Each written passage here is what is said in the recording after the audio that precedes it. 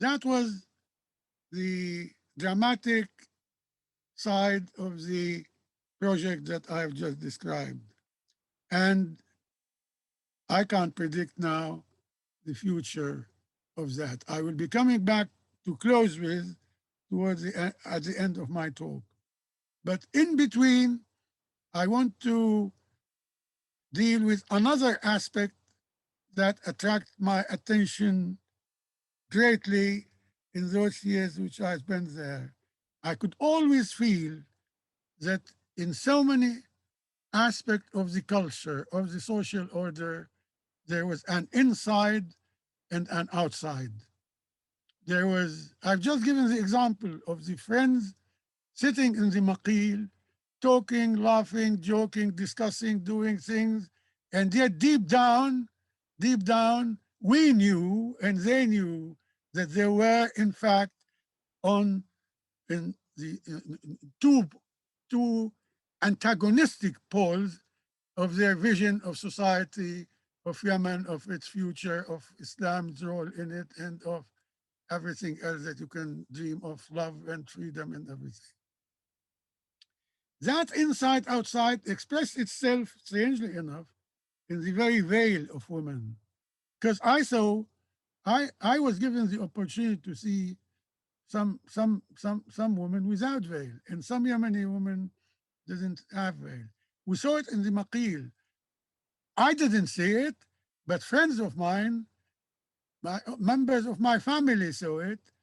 I saw it from the windows of my hotel in in the early period of my visit when a wedding took place, and I was able to see it because it was taking part in the gardens of the hotel.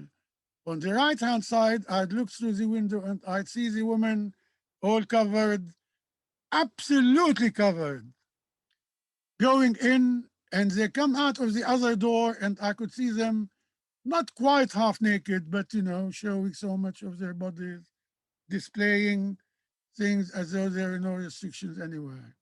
That inside outside thing is part of a more important and fundamental opposition, binary opposition that I had spent years of my life studying. And it was the inside outside opposition that represented the most devastating opposition in Arab history throughout. And Islam did nothing but to feed it more. And I'll have to talk about it very, very quickly so that I don't use up my time. I'm almost running out of time now, my God. I shouldn't have accepted this invitation because I need more time. Anyway, the inside outside is the most devastating opposition in Arabic culture. And if you want to know more, go and read about it in some of my books because I wrote a lot about it. In brief, it means that the inside for an Arab family, for an Arab house, for an Arab city, is the intimate space of its existence. The house, the room. The outside is the other world. It's more like sitting in a tent. It originated in the tent versus the desert. Inside the tent, the intimate world, you create every aspect of beauty. The tent itself is made beautifully. And outside the desert, that fundamental opposition between inside and outside embodied itself at its best in the architecture of the house, the classic traditional Arab house in any city. The inside has the fountain, the marble, the trees, the shade, the water.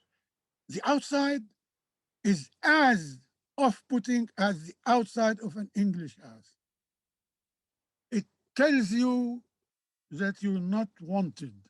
Don't approach. It's solid.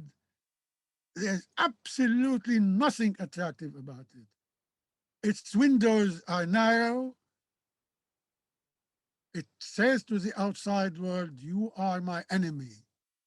The outside is the place where an Arab, without thinking, will be sitting in a room by a window and he will eat his piece of chocolate or smoke a cigarette and can throw it outside from the window into the street.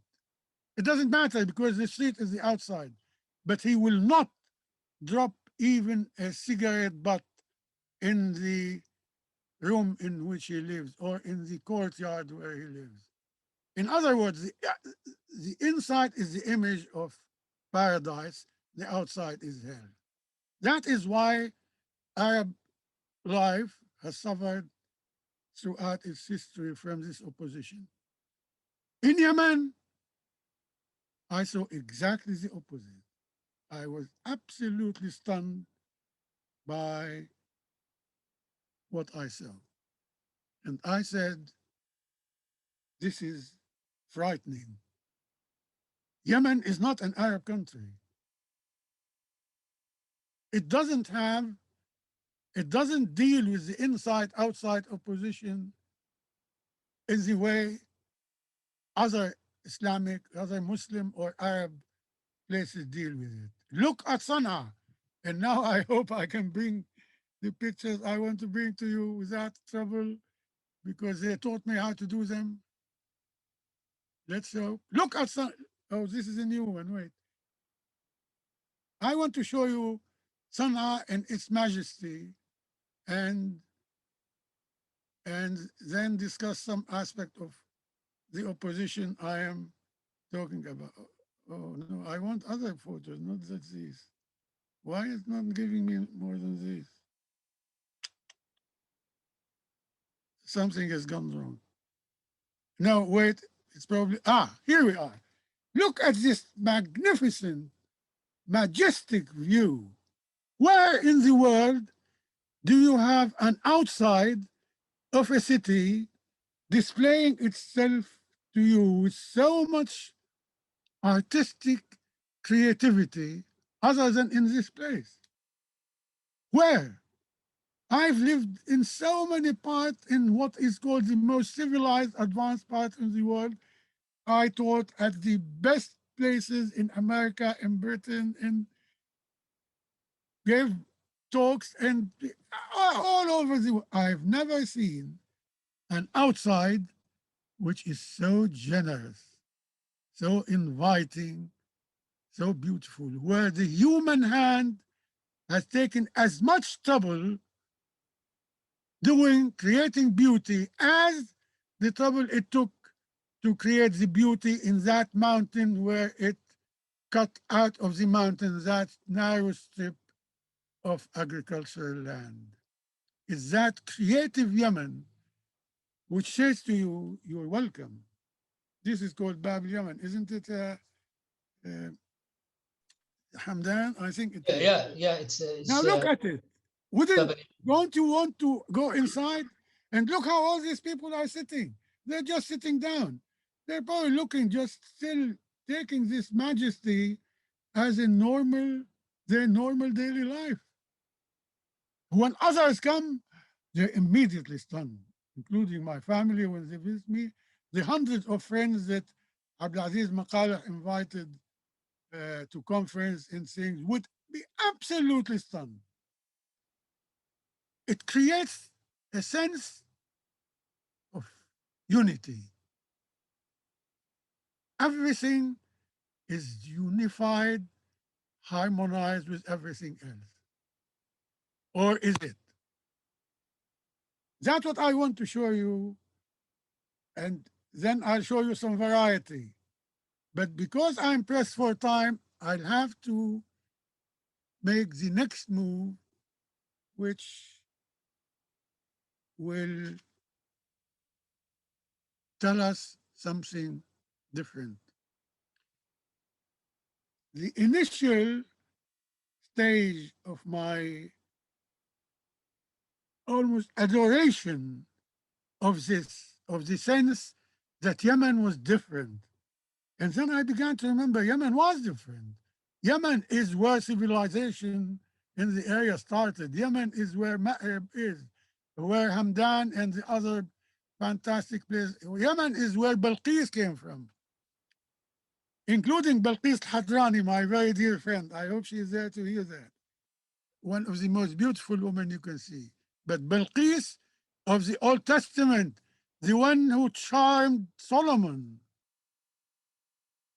that is Yemen, which was different. But then Islam came and changed everything. Is it true? No, it doesn't look true. Because this outside tells us something different about the place. And now I hope I can show you the inside. That's another view of the outside. But I hope I can show you the inside at the very start of this series of pictures. Oh no, it's not happening. I'm sorry. I'm sorry, Hamdan, I've messed it up. I put the photos, but I don't know why they're not coming as I want them to come.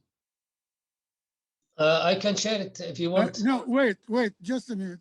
Here we are. Here we are. Oh, here we are. Now, this is the inside. Look at the inside. The inside has almost no decoration.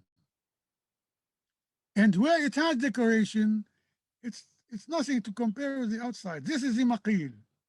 It's pretty, it's nice, it's but the ceilings are nothing to compare with the outside. This is the opposite of the classical Arab Islamic model that I have talked about, where the inside is heaven, the outside is antagonistic and an enemy. Here it's the opposite.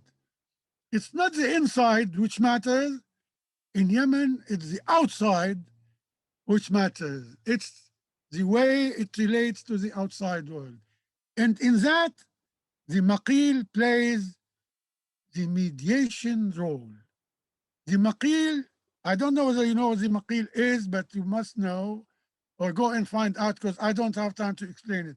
The maqil is this place where every day at a given time, people meet, sit down, eat qat, and talk.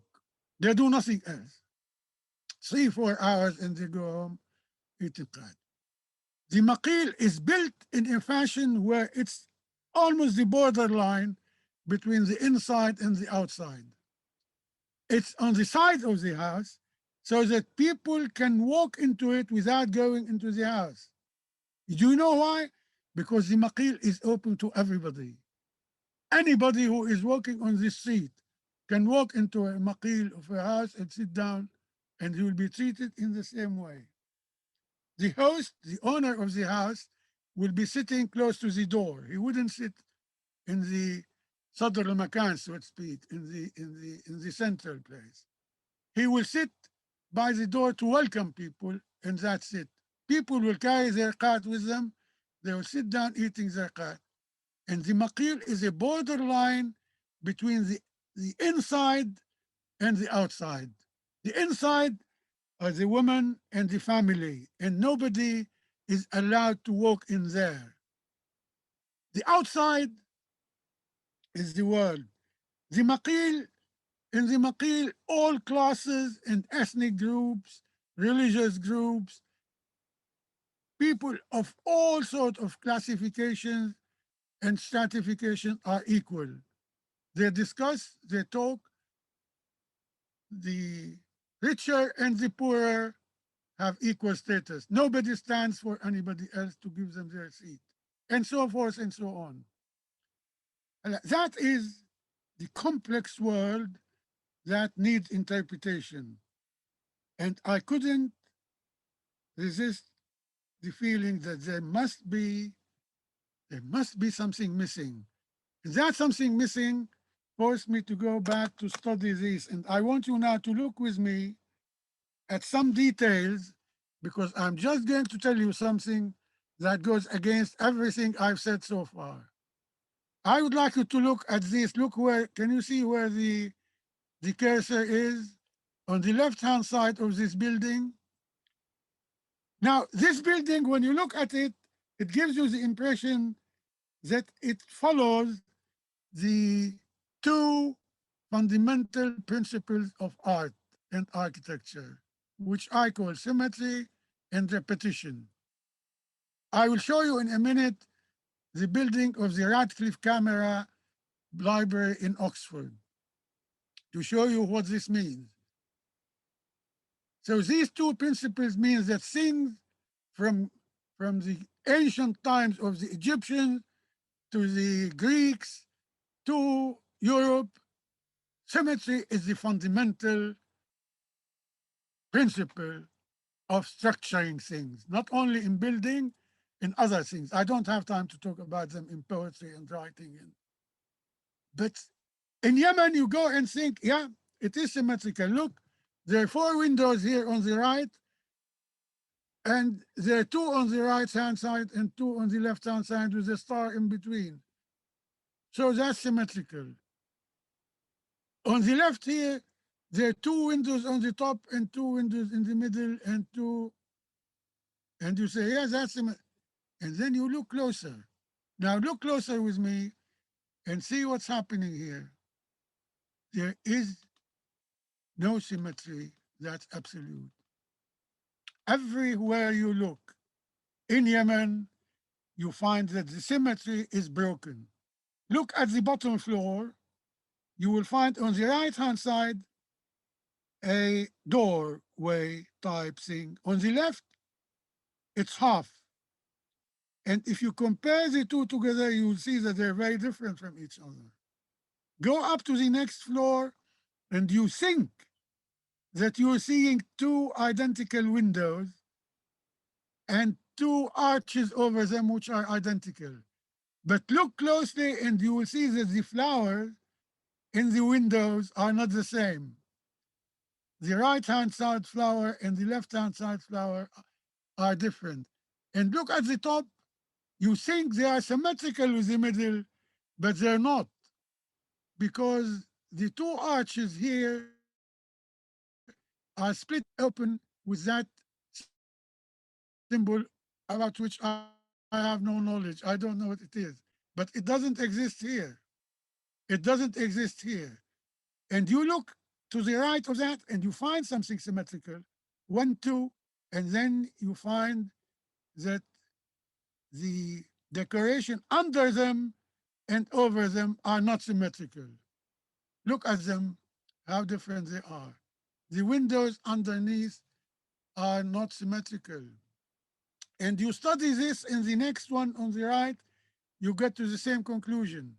You study it in the most important classic examples, for instance, like this, and the more you study it, the more you discover what I called an illusion of unity.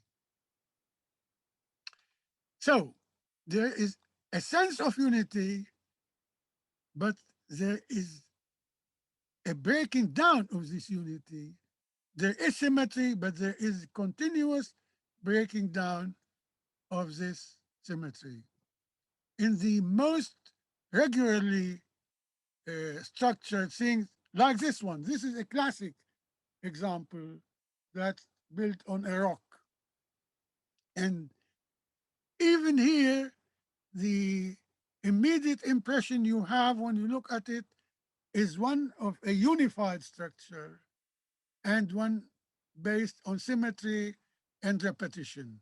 But you go into the details and you see that both principles are broken. The building, the unit on the right is then followed by the one next to it, which is less than half of it, followed by one which extends a bit more, followed by one on the left, which has no relationship to them at all. This is the most classic example, and yet it is even within that example where this principle, this suggestion of unity is broken down by the recognition that this is an illusion of unity. The principle of symmetry is broken down into disruptive symmetry. Is that the spirit of freedom that Abdulaziz Maqaleh described in the poem? That I saw in the free spirit of the eagle? there's evidence to this search for breaking down what is regular, breaking down the rules, which made the Yemenis, in fact, break down the rules of Islam over the centuries in so many different ways, and made Ali ibn al-Fadl a famous character that was invoked by Abdulaziz al-Maqalih in his poetry, who wanted to bring back the spirit of the man who was considered to be a mulhid and a kafir, a debaucher, whatever it is that you want, in the Sunni tradition that is common to other parts of the Arab world. Is this spirit which made, oh wow, I'm being asked to stop. I need a few minutes. Okay? Please go on. Just a few minutes. Yeah, okay.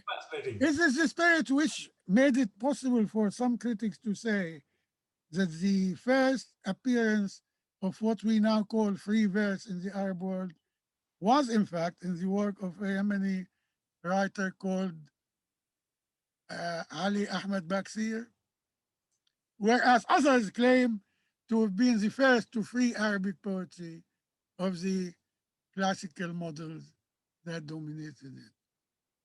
Now, that all will have to add up to something that I should be able to summarize in a way which had upset my friends in Sana'a, and I was asked not to talk about it at all, because that was the time of conflict and struggle, and the country was still united.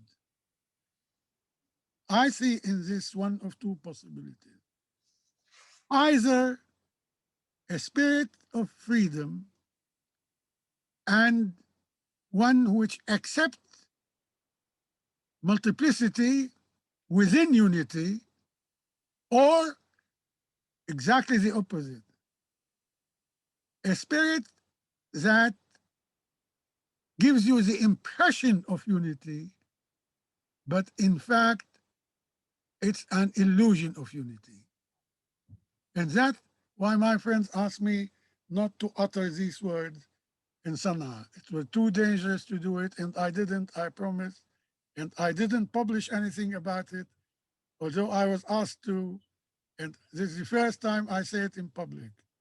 Because now I can't contribute to the breaking up of unity in Yemen because it's already happened.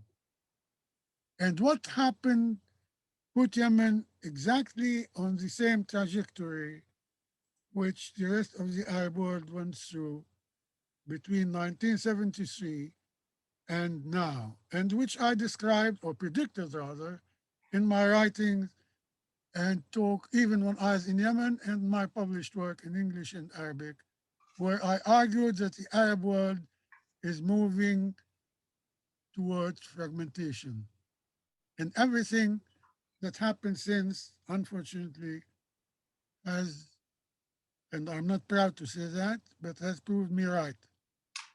The most solid regimes have fragmented, and the less solid regimes have fragmented. And this is a process which will go on.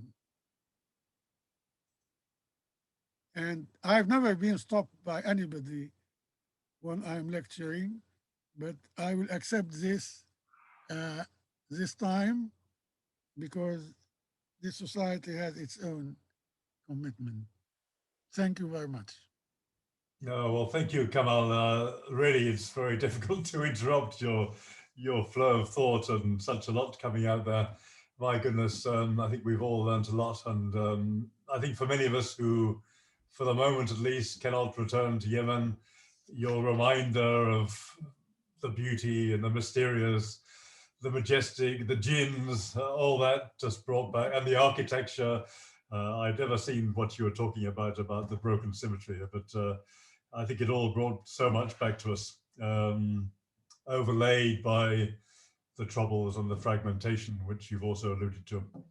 So let's keep a little bit to our agenda. We are running a bit late, but I hope no one seems to be leaving, which is fantastic. So I think if I have everyone's permission, let's just run on a bit. The plan was that Hamdan will talk for a few minutes. He obviously knows you well. You know his father. I didn't know that. So I think Hamdan would like to say a few words. And then let's open it up to questions. People are asking a few questions. So please pile in with your questions. And let's, with everyone's agreement, let's agree to run a little bit late and get the best of Kamal's fantastic insights. So Hamdan, over to you. Thanks, James. It's been interesting, actually. I can hear this for hours and hours. First of all, I would like to express my great delight and happiness to be here with you tonight and to be able to say a few words about Professor Kamal Abu-Deeb, this remarkable scholar and distinguished Arab thinker. Right, I thought the best thing I can do tonight is to give this brilliant event some personal touch by sharing with you and maybe with Kamal too, some of my early memories with him when I was still a teenager in high school in Sana'a, while he was actually a prominent lecturer in Arabic literature at the University of Sana'a. I knew Professor Kamal because he was, as he mentioned, a friend of my father. And he used to come to our house to attend al-Maqil, which is almost like a literary salon. And he will come with a number of other friends, headed by the great Yemeni poet, Dr. Abdulaziz al-Maqalih. In fact, this Maqil used to be attended by a number of very important and well-known writers, artists, thinkers, both from Yemen and from the Arab world. Some of whom I have heard about and some I knew from the TV. They were like stars, to be honest. And my father used to host this Maqil once a week in our house. And he would ask me to stay with him and help to arrange the place, to provide the guests with what they need.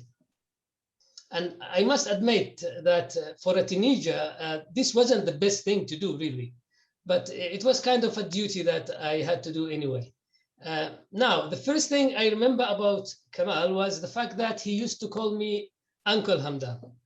And this was a surprise for me, really, because traditionally I was the one who I supposed to address him with uncle, like all my father's friends. So I would expect him to call me a son or a nephew, because this is how we traditionally do it in Yemen.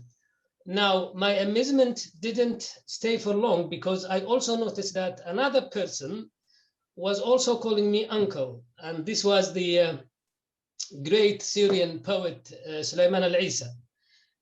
Then I knew this was a Syrian thing, and that actually was the first simple cultural diversity lesson I learned from Ammu Kamal. Wow. The second lesson I learned from Ammu Kamal at that time was a kind of a religious diversity lesson. This happened when, by a chance, I heard my father was talking on the phone to some of his friends, and he was assuring that friend that Ammu Kamal was Christian. And I couldn't really hide my surprise. So I asked my father, is Ammu Kamal Christian, really? And my father laughed and he said, yes, he is.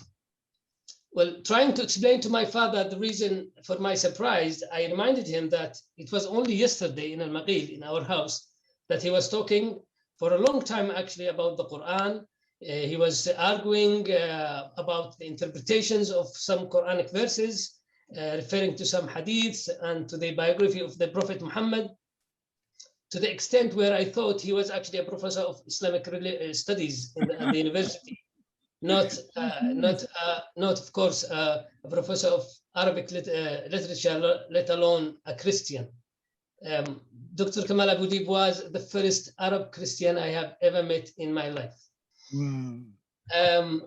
The third lesson I learned from Ammu Kamal at that time was that the best poetry is the one that reaches the heart of the recipient and does not stop at his or her ear. And in order to reach the heart of the recipient, you must, as a poet, use your heart more than your linguistic skills. This happened actually when I wrote a poem and I managed to get it published in a newspaper. It was one of my very early poems at that time. And I was kind of actually learning how to write poetry. I was, of course, happy that that poem was published, but I was even happier that when I read in the following week an article written by Kamal Abu-Deeb himself in another newspaper, and in this article he mentioned my poem and expressed his admiration of it. I was actually over the moon. When I saw him after that, I went to thank him and I told him that, my humble poem didn't really deserve all this appreciation. And it was then when he asked me, do you know why I liked your poem? And I said, no. He said, because you believed everything you said in it. And this touched me and touched the readers.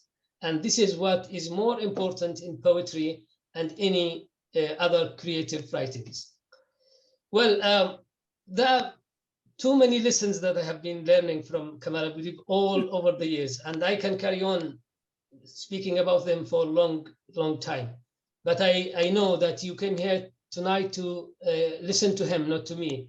Yet maybe the last thing I might just add before ending this humble contribution of mine is that whenever I had the pleasure of listening to Professor Kamal Abu-Deeb or had a conversation with him, I always get a mixture of endless amazement and unexpected uncertainties. And I think these are the best qualities of any learning process or intellectual conversation you might ever have in your knowledge and creative journey. Yesterday and this morning actually as well, I kept receiving many messages from his former Yemeni students who are now distinguished researchers and writers, and they all conveyed their greetings and gratitude to him.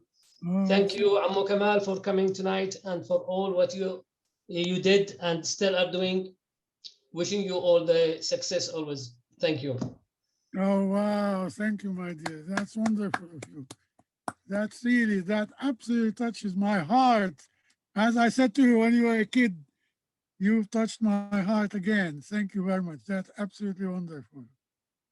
And it's a pity I couldn't go on to talk about the writing of your generation and how it's been also added to the enrichment of the modernist tradition in Yemen by developing new forms, new structures, in your novels especially, and in the late stories of your father. But James kindly asked me to stop, so I did. Thank you. I feel I'm being a bully here, Kamal. No, look, well, this is fantastic. And Kamal, thank you also so much for your thoughts on that. It makes me think that there are all these poets that, many of us have been involved in Yemen, and we'd love to see this. Some of us don't, unfortunately, speak or read the beautiful Arabic they're written in, but there must be a way in which a lovely anthology of Yemeni poetry through the generations can be created. Anyway, just something to think about. So, that'd be nice. Well, that's one good thing that the society can do. Yes, absolutely. Kamal plus Hamdan joint venture. Yeah, to support a project to produce an anthology of Yemeni poetry. Why not? Okay, we must think about that. Or a selection of poetry and fiction. I'd be happy to help. And some short stories. Yeah. Okay. Time is bearing. I'm trying to read my own clock. It's already 7:15. We do have some questions. Have you got time, Kamal, just to answer a few of the? Oh, yes, I'd be happy to answer any question. I'm sure there'll be others which we can put to you separately. But look, we've got one here which feels particularly relevant, which is about education. And you mentioned education in your opening words. So I'm just going to read the whole thing and you can respond. So you have in many of your writings and interviews expressed your concern about the educational system in the Arab world, especially in primary schools, and how this has had a major contribution to what is happening in the region. It's poverty, extremism, and lack of democracy. Now that you have experienced both the educational system in the West and in the Arab world, can you elaborate more about this and what are the lessons that can be learned and what is needed to alleviate this problem? That's a very important question, but to answer it within the restrictions of the time I have, I'd be happy to give another talk about it, but because the person who asked it was kindly obviously read my work or some of it, because it's something which concerns me greatly. But let me say just the shortest thing I can say.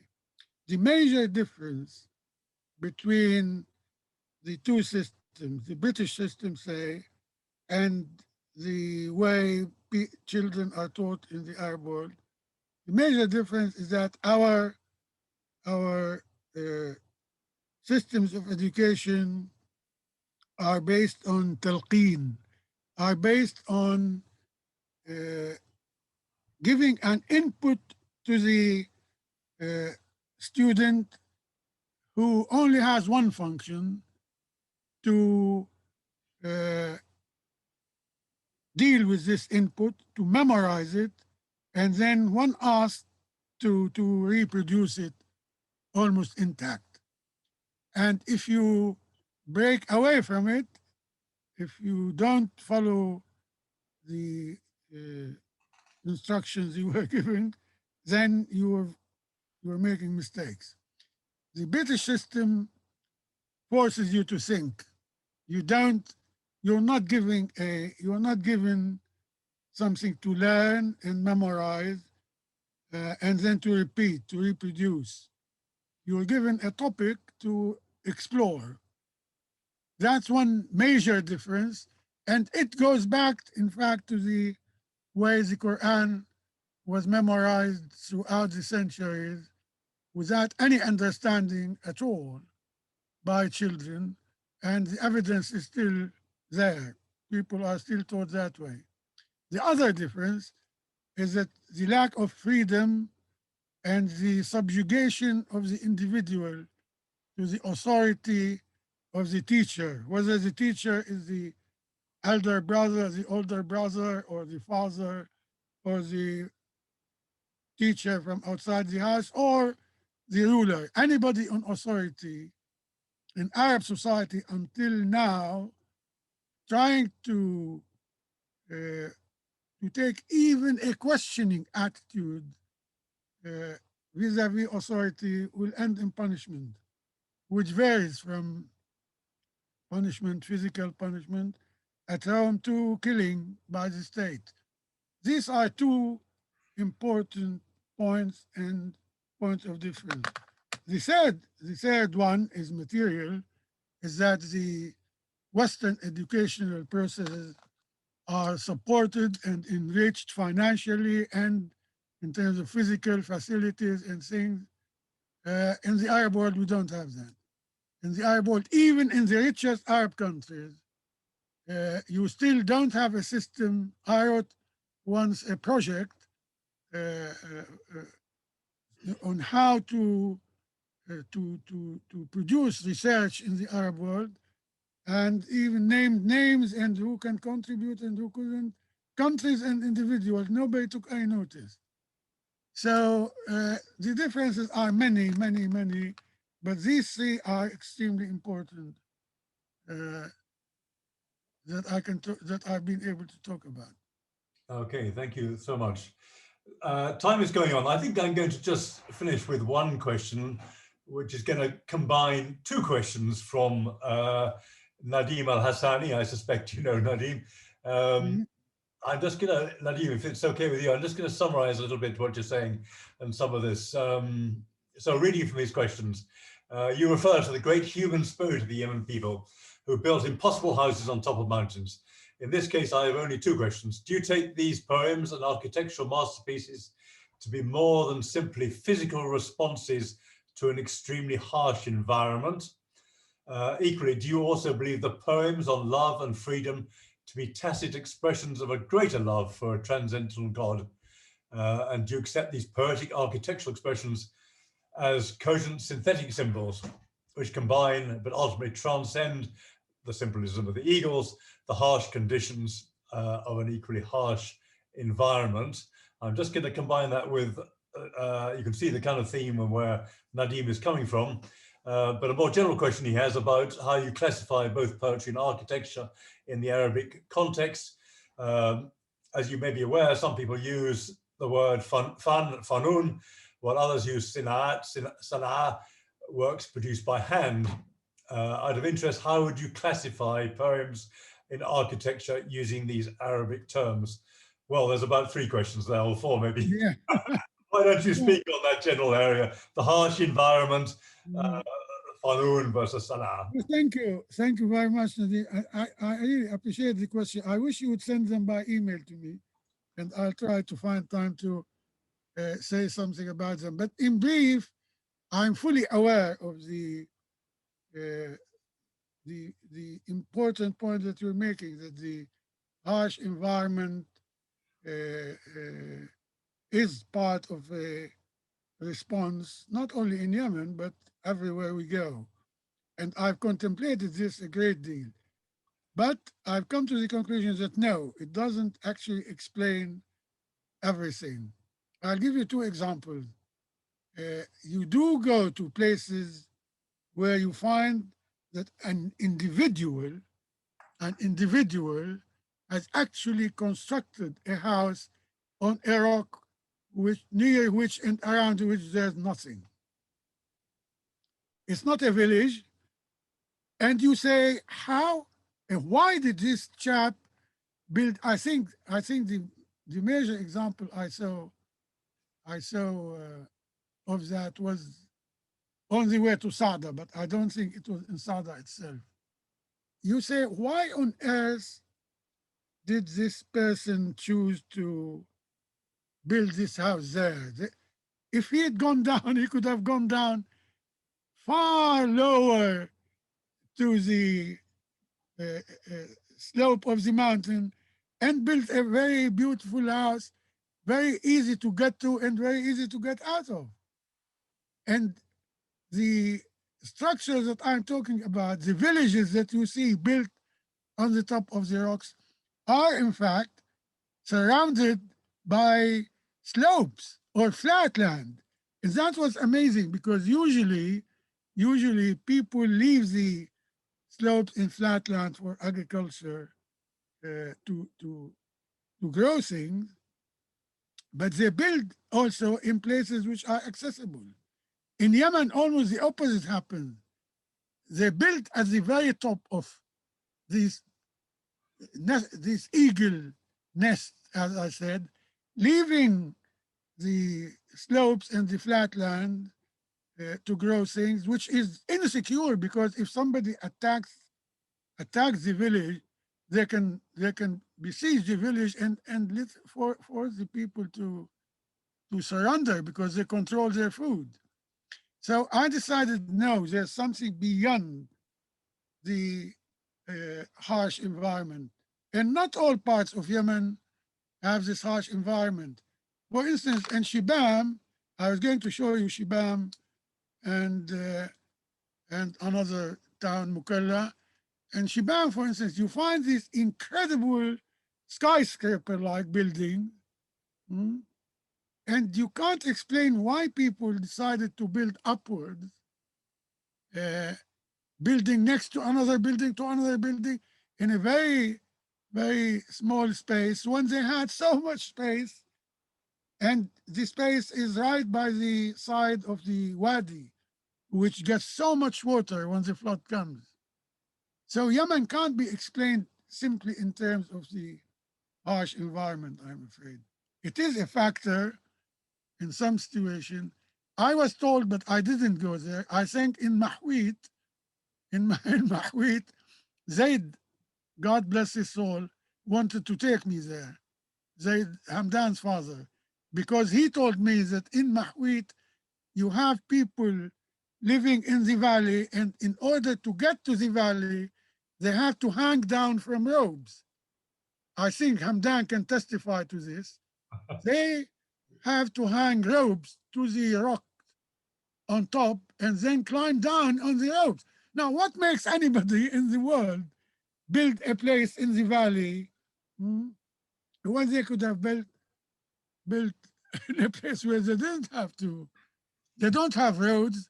How do they build? How do they bring their things? The nearest thing I've experienced to that is an old Husn fortress in my part of Syria called Husn Sulaiman, which had stones which an engineer friend of mine worked out, weighs each about 20 tons. How do people build cutting stones weighing 20 tons? You don't know. This is said to be Phoenician. So the environment isn't always what dictates the response of human beings. I made the comparison between an English house and an old-fashioned Arab house as far as the outside is concerned. If you look at the outside of English houses, my theory of inside and outside applies to it. They're off-putting. There isn't a single element of attraction in the line of houses, in the row of houses I live in Oxford, one of the most beautiful cities in the world. The houses are off-putting. They're plain, they're the window here and the window there. And is this all because the weather? No, it can't be. There are economic factors, there are stories about how industry developed in Britain, how workmen had to live working for a man who owned the factories and so forth. And he had to build homes for them to live in, so forth and so on. The environment doesn't explain everything, my dear. But that's a topic worth thinking about a bit more. Thank you for the question anyway. Thank you, Kamal. I think what we should do, because there are other questions, if you don't mind, we will send them to you by email later. Send them to me by email with the emails of their sentence. I'll be happy to thank you so respond much. to them when I can. I think I better wind up this event. Really, it's been a fantastic tour de force. Kamal. Your reputation goes before you. But I want to just quote Catherine Hennessy, who I think you know. She's here tonight. I do indeed. Where is she? Something very eloquent. I'm just going to read what she says. 1,000 thanks, my dear Kamal, for these brilliant remarks. Your remarks tonight and your writing opens up so many rich new veins for understanding Yemeni art, architecture, and literature. It was a true pleasure to listen to this. Wow, my dear Catherine. I wish I could see your face. We all second that, yes. We are well over time. I'm going to just quickly wind up the meeting. Thank you so much, Kamal. It's been fantastic to listen to you, and also to Hamdan's own reflections. Looking ahead, just very quickly, the next British-Yemeni Society event is a tack back towards the politics of today, and we're going to organize a panel, Yemenis and outside analysts, looking at the role that communities, civil society, women and youth can play in peace building. And this is the second in our series on winding down the Yemen war. We're a non-political society, and we take no sides in this conflict, but we do, and I have to say with much passion, yearn for an early peaceful solution to Yemen's troubles, and we'll do what we can to contribute to that.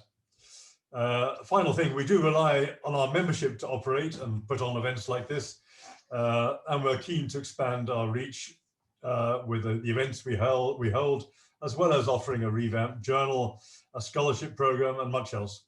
So if you're not already a member, please do join us. A quick glance at their website will tell you how. So thank you, Kamal. Thank you, everyone. And thank you all for joining us this evening. And Ramadan Kareem. Ramadan. Thank you, James. Thank you very much indeed for being so kind. And thank you, Hamdan. And thank you, Ibrahim. You've done a wonderful job by helping me personally to be able to put some of these pictures on. And I want to thank Hamdan for also getting me the pictures that I needed. And thank you to all those who have asked questions or sent questions. I'll be happy to answer questions if you write to me. Thank you all. We will do that, and we mustn't forget the anthology that you promised us.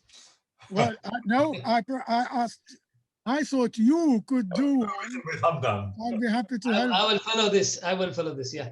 Okay. No. Okay. I'm going to say good night to you all. Thank you so much for coming, and it's Thank been you. a fascinating evening. Thank you very much. Ramadan Kareem to everybody. كل عام وانتم بخير. Thank you. كل عام وانتم بخير. شكرا. مع السلامة.